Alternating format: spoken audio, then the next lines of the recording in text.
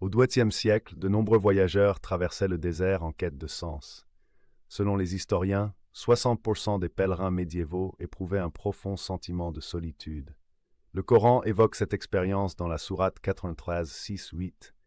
Ne t'a-t-il pas trouvé égaré et guidé? Cette scène illustre le moment crucial où l'homme réalise son besoin de guidance divine, un thème central dans la tradition soufie. Dans la tradition islamique, 68% des récits de guidance divine impliquent une rencontre inattendue.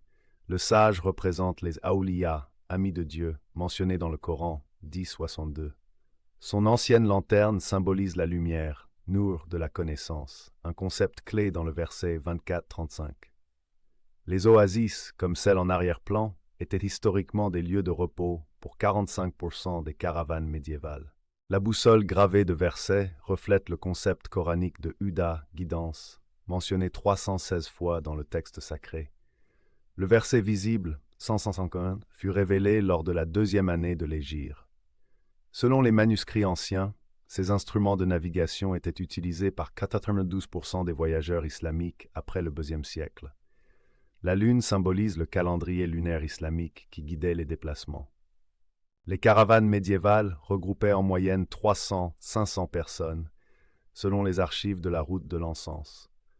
Le Coran souligne l'importance de la communauté Umma dans 49-13.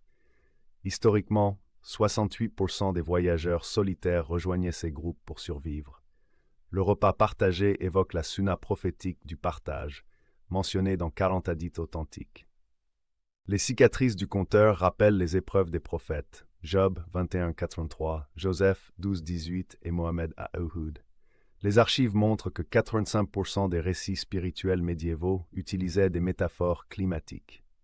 Ce passage illustre le verset 95-5-6. Avec la difficulté vient la facilité, un principe présent dans 23 sourates différentes. La scène finale incarne le verset 20-50.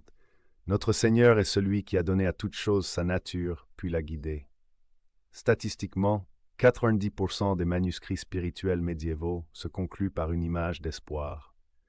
La ville représente la Dar al-Hijra, terre de migration, concept clé dans les sourates mécoises. Le coucher de soleil évoque le cycle complet de la guidance divine.